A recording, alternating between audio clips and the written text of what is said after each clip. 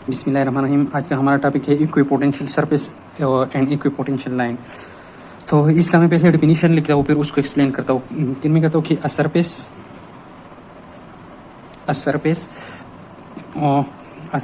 passing through wave means through such points which have same value of electric potential। सही है। अब इसमें कौन कौन से पॉइंट आ गए। अब एक ऐसा सरफेस हो जिस केस में ऐसे पॉइंट्स हो जिस पर इक्विपोटेंशियल जो हो वो सेम हो, उसको क्या बोलते हैं, इक्विपोटेंशियल सरफेस। सही है। और अब जब उस पर एक लाइन ड्रा की जाए, सही है, फिर मैं यहाँ पर लिखा हूँ कि a line drawn over that surface is called equipotential line।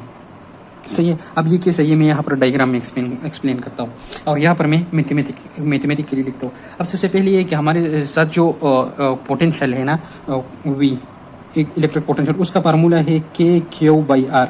सही है। एक के फार्मूला था। दूसरा फार्मूला था कि हमारे पास जो पोटेंशियल डिफरेंस था वो बराबर था मतलब वर्क फ्रॉम वन पॉइंट में मैं यहाँ पर ए बी लिख लूंगा divide by per unit charge. वो वर्क जो एक चार्ज को एक पॉइंट से, या वो पॉइंट लेट से ए है, दूसरे पॉइंट को मूव करे, वो पॉइंट लेट से बी है, उसको हम क्या बोलते थे, इलेक्ट्रिक पोटेंशियल डिफरेंस। तो इन दो पॉइंट से हम इसको मैथमेटिकल भी दो फार्मूले से ड्रा करेंगे, लेकिन पहले यहाँ पर इसकी कंसेप्ट पढ़ते हैं।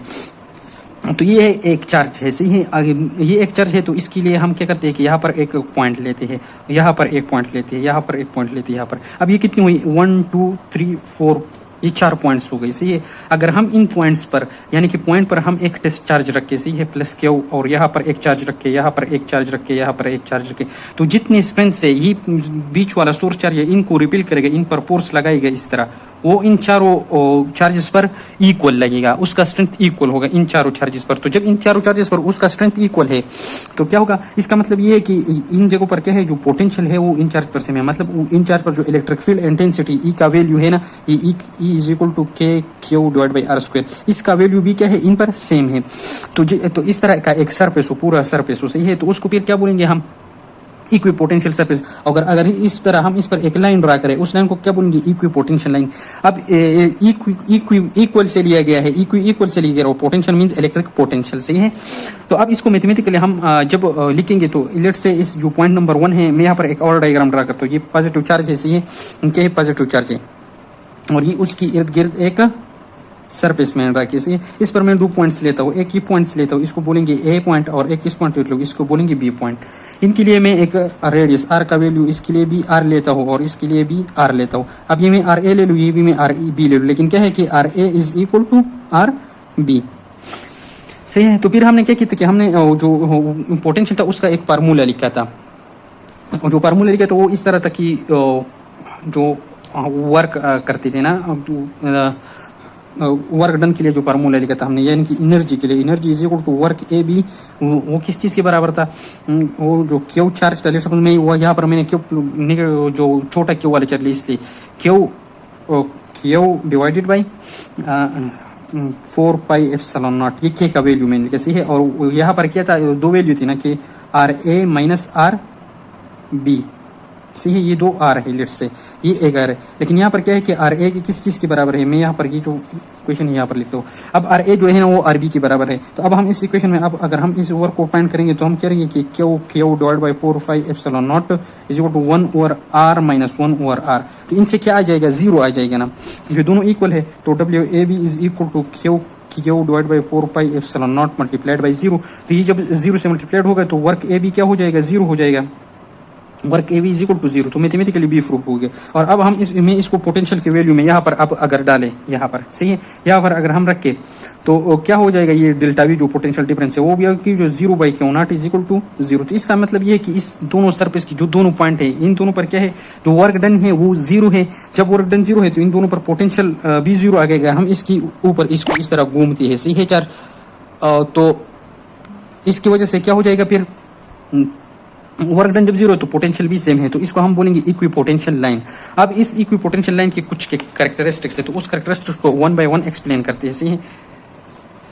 अब नंबर वन क्या है? नंबर वन ये कैरेक्टरिस्टिक है कि जो होते हैं ना वर्क डन जो होते हैं ना WAB एलोंग इक्वी पोटेंशियल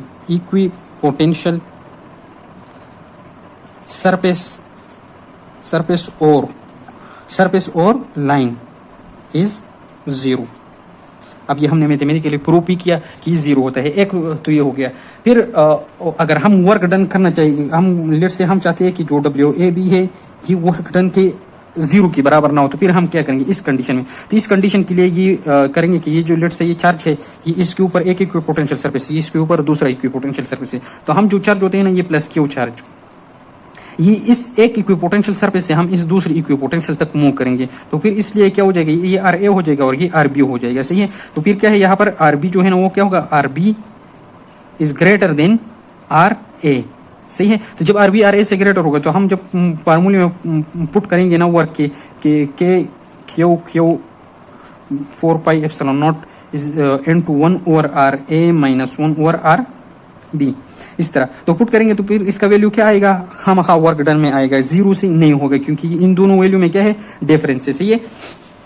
तो ये दूसरा होगा कि वर्क डन के लिए एक कंडीशन है, वो कंडीशन ये है कि हमें एक चार्ज को एक पोटेंशियल सरफेस से दूसरी को पोटेंशियल में मूव करेंगे। सही है। फिर को कहते हैं कि जब हमारे साथ if there are 2 or more charges then the potential surface at any point will be the sum of the individual charges. मतलब अगर एक चार्ज ये है और एक चार्ज ये है, इसकी भी इक्विपोटेंशियल लाइंस होंगे, इसकी भी इक्विपोटेंशियल लाइंस होंगे। अब ये जो इक्विपोटेंशियल लाइन है ये एक कंसेंट्रिक सर्कल में हम रखते हैं। कंसेंट्रिक सर्कल में सर्कुलर सर्कल्स, इसमें इसकी रिप्रेजेंटेशन होती है। सही है। तो अब एक बुक में एक डायग्राम भी दिया गया है कि एक जगह आएगा जहां पर ये दोनों चार्ज जो इक्विपोटेंशियल लाइंस होगी ये एक दूसरे को रिपेल करेंगे, मतलब एक यहाँ पर कोई जीरो के लिए वैल्यू आएगी। सही है। तो ये क्या है कि हम इस चार्ज की जो पोटेंशियल होता है V होता है और इसके V होते हैं उसका सम उस पॉइंट पर लेंगे। इसके बाद आ जाते हैं पॉइंट नंबर 4 जो आ जाते हैं वो ये कि इक्विपोटेंशियल लाइंस जो होती है ना ये कभी भी इंटरसेक्ट नहीं करेंगे। Equipotential lines never intersect. सही है। अगर ये इन दो लाइंस लेट से मैं यहाँ पर फिर से ड्रा करता हूँ डायग्राम, ये एक लाइन है ये दूसरा लाइन है। सही है। अब ये लोग क्या कहते हैं, अगर इस तरह हो जाए दो लाइन जो ने इस तरह इंटरसेक्ट किया तो ये कभी भी इक्विपोटेंशियल लाइन नहीं होगी, क्योंकि इन्होंने इस जगह पर एक दूसरे को क्या किया, इंटरसेक्ट किया।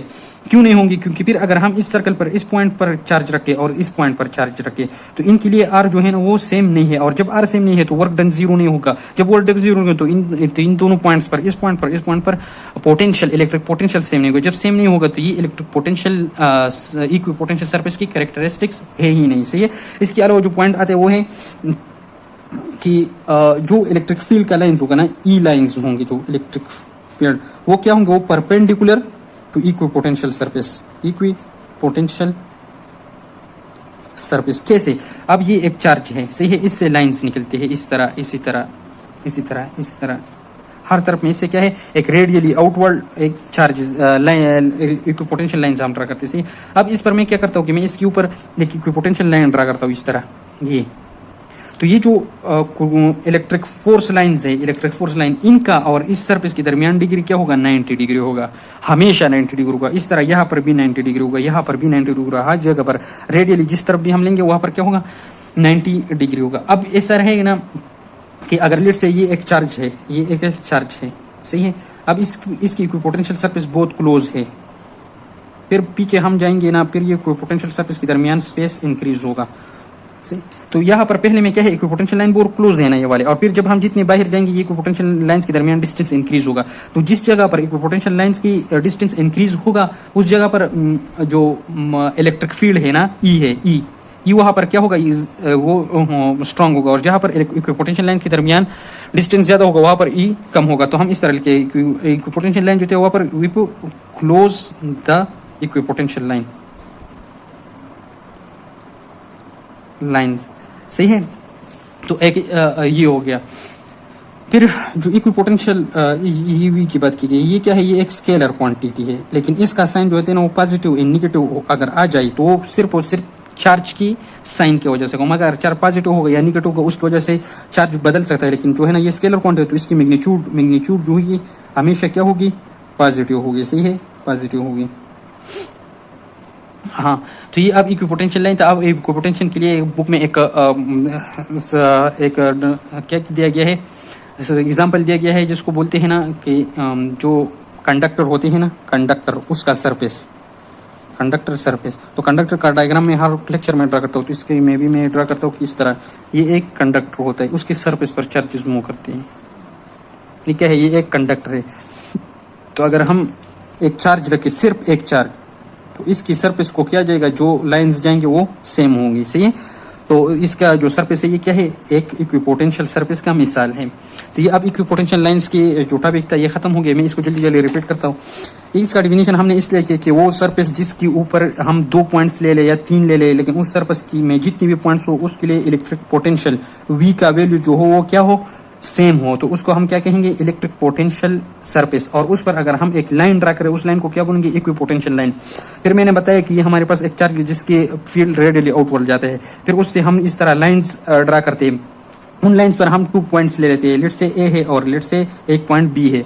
इन दोनों पॉइंट पर अगर हम एक टेस्ट चार्ज रखें तो दोनों पॉइंट पर जो इस सोर्स चार्ज की वजह से फोर्स लगता है वो क्या हो, वो बिल्कुल सेम हो। तो इस वजह से इसको क्या कहेंगे कि इस लाइन पर जो V का वैल्यू है वो सेम है। जब V का वैल्यू सेम है तो क्या होगा कि इसको इक्विपोटेंशियल सरफेस कहेंगे। फिर यहाँ पर हमने मैथमेटिकली प्रूव किया कि ये जो पोटेंशियल डिफरेंस का फार्मूला है उसमें work done by unit charge, तो वर्क डन जो है ना यहाँ पर 0 था क्योंकि दोनों के लिए R का वैल्यू सेम था। तो जब वर्क डन 0 होगा तो वहाँ पर क्या होगा, इलेक्ट्रिक पोटेंशियल एनर्जी भी 0 होगी। जब इलेक्ट्रिक पोटेंशियल एनर्जी 0 होगी तो इलेक्ट्रिक पोटेंशियल और इलेक्ट्रिक पोटेंशियल डिफरेंस भी 0 होगा। फिर हमने उसकी कैरेक्टरिस्टिक्स के बारे में बताया। सबसे पहले कैरेक्टरिस्टिक ये था कि वर्क डन 0 था, हमने प्रूव किया बिल्कुल 0 था। अगर हम कहें कि वर्क डन 0 नहीं है तो फिर वो किस कंडीशन में होगा, तो वो हम चार्ज को एक इक्विपोटेंशियल सरफेस से दूसरे इक्विपोटेंशियल सरफेस में मूव करेंगे। ये कंडीशन इसके लिए मस्ट है ताकि जो डिस्टेंस R का वैल्यू हो वो दोनों के लिए डिफरेंट हो, एक का ग्रेटर हो एक का स्मॉल हो। फिर आपने क्या बोला कि जो इक्विपोटेंशियल सरफेस में एक पॉइंट अगर हम ले ले और वो चार्जेस जो है ना उस जगह पर एक से ज्यादा हो तो वहां पर हम इंडिविजुअल जो चार्जेस होते हैं उनके सम की फील्ड की एक पोटेंशियल लेंगे। फिर हमने बोला कि ये जो इक्विपोटेंशियल लाइंस होते हैं ये कभी भी इंटरसेक्ट नहीं करती, दूसरे से ज्वाइन नहीं करती। जब ये ज्वाइन करेगी तो ये फिर इक्विपोटेंशियल लाइन ही नहीं रहेंगी क्योंकि उनके लिए फिर R का वैल्यू खामखा डिफरेंस उसमें आएगा, तो वर्क डन 0 नहीं होगी। फिर हमने बोला कि इलेक्ट्रिक फील्ड जो लाइन्स है ये हमेशा क्या होगी, 90 डिग्री पर होंगी इक्विपोटेंशियल सरफेस को। फिर हमने बोला कि एक वेक्टर क्वांटिटी इसका मैग्नीट्यूड पॉजिटिव होगा। अगर इसके साथ पॉजिटिव एंड नेगेटिव का साइन आता है तो वो चार्ज की वजह से आएगा। सही है, तो ये बातें हमने पढ़ी। और ये जो है ना ये इसमें सारे के सारे थ्योरेटिकल एमसीक्यूज आती है। सही, तो ये जो कैरेक्टरिस्टिक्स है ये हर एक एमसीक्यूज है। लास्ट में तक कि जो कंडक्टर का सरफेस है वो एक रियल वर्ल्ड में एग्जांपल है किस चीज़ का, इक्विपोटेंशियल सरफेस का। तो अब अल्लाह हाफिज़, थैंक यू सो मच।